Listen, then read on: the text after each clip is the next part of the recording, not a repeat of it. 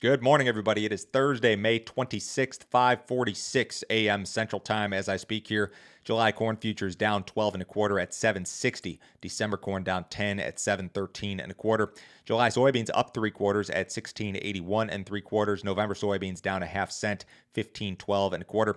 July Chicago wheat down 28 and a quarter at 1120. July Kansas City wheat down 26 at 1207 and a quarter. July spring wheat down 7 3/4 at 1272 3/4. If you guys are listening on the podcast, appreciate it. Leave me a rating, leave me a review. If you are watching on YouTube, subscribe, like, leave me a comment. Let me know what's going on in your neighborhood in regard to planting, lack of planting, all of that sort of stuff. If you'd like some additional information from me, go to my website, www.standardgrain.com. Check out my premium subscription service.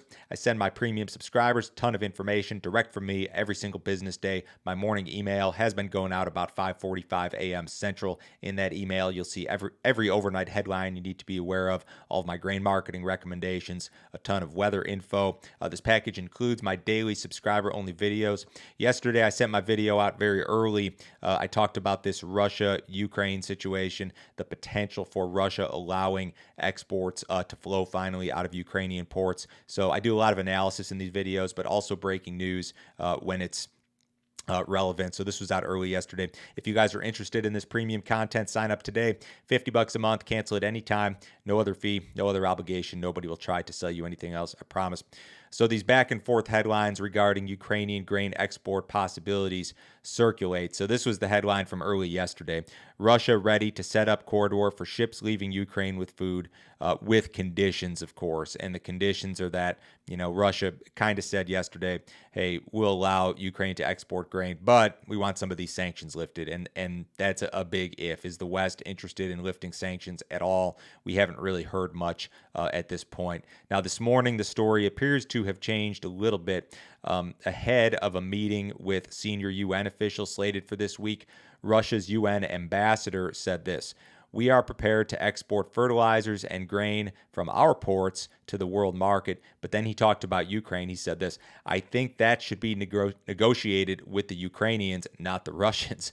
Western officials, of course, say that any access to Ukrainian ports would require a Russian agreement, of course, or Russia to agree on it.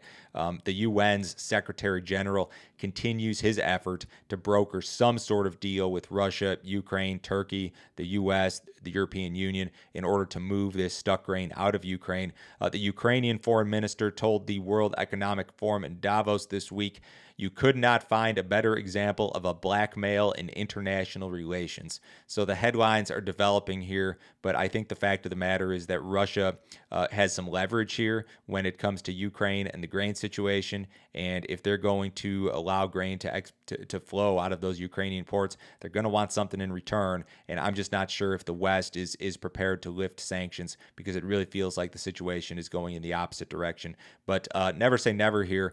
I would probably venture to say that this story in itself may have spooked some speculators from the market. There's a lot of large and small speculators who are long the wheat market, as an example, just because of this situation in Ukraine and Russia. So when they see headlines like this, could they be spooked from the market? Could they exit some long positions? I suppose that's a possibility. We never know exactly who is buying and selling on a given day and for what reason, but that's a strong possibility in my opinion. U.S. ethanol production improved last week. Weekly output 1.014 million barrels per day. That was up 2.3% on the week, about flat versus the same week last year. I suppose that in the post-COVID era, this is kind of like a normal level of production, although this number is down 5% versus the same week in 2019, which is your last pre-COVID year, of course. Ethanol stocks declined to 23.7 million barrels. Ethanol stocks are now the highest on record from a seasonal standpoint, eclipsing the previous record from 2020. Ethanol production margins still very much positive across the Corn Belt for the most part when you use spot margins of corn, ethanol, DDGs, and inputs. The Fed released minutes from its May meeting yesterday. The meeting was held on May 3rd and May 4th, so this is just the minutes from that meeting. Essentially, they continue to hold support for half-point rate hikes in both June and July. That support remains intact. Financial markets at this point have fully discounted those moves. Now, beyond that is a little bit more of a wild card. The Fed says that it could move beyond a neutral rate and toward a more restrictive rate if inflation is not on a convincing path toward their 2% target. So the Fed wants to see inflation at 2%. Now, if we start moving toward 2%, they could pause the rate hikes. We don't need to be at 2%, is what they're saying. Policy beyond June and July. We know these half-point hikes are coming the next 2 months, but beyond that, they're off in August, and then they meet again in September. What happens in September will be highly dependent on inflation rates, financial conditions, all of that stuff. So there were no big surprises in those minutes. I think this is pretty much what was expected, and I think we all kind of know what's going on here with the Fed at this point.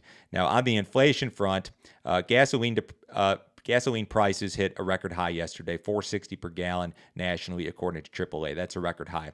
Now, gasoline demand is declining, probably due to high prices. EIA reported that implied U.S. gasoline demand was down 2.5% on the week and down 7.1% versus the same week last year. This is the second lowest seasonal demand print in regard to U.S. gasoline since 2013. Only 2020 was lower for this given week, and that was when we were kind of in the full swing of the COVID panic. So you're going to need to see reduced demand in order to cool off prices here. Diesel prices hit a record high last week. $5.58 per gallon was early last week, and they've kind of leveled off since. So this is maybe, I don't know, I guess it's a step in the right direction in regard to cooling off gasoline prices. This is all still very bad for inflation, though. These diesel prices in particular are inflationary in themselves. Everything that we buy at the store or comes to our house on an Amazon truck or whatever, I mean, most of this stuff runs on diesel fuel at some point in time, and it's kind of lagging. So I think that as diesel prices rise, you're going to see the impact on prices maybe a little bit further down the road. So taming inflation is going to be a tricky deal. We have an export sales report this morning. It'll be out at 7:30. Old crop corn sales are expected 150 to 500,000. New crop corn sales expected 200 to 800. Soybean sales for old crop 200 to 800 expected, 100 to 600 expected for new crop soybeans. Old crop wheat sales should be next to nothing, 100 to 400 expected for new crop. Remember, guys, the grain markets are closed on Monday in observance of the Memorial Day holiday. Following a normal close tomorrow, we will reopen Monday night at 7 p.m. Central Time. Cattle market was marginally lower in live cattle, mixed and feeder cattle yesterday. Cash trade has been 140 in Nebraska and 137 in the South so far this week. The U.S. dollar marginally lower. S&P is 12 points higher ahead of the cash open. The Dow is up 115, trying to find some footing in the stock market here.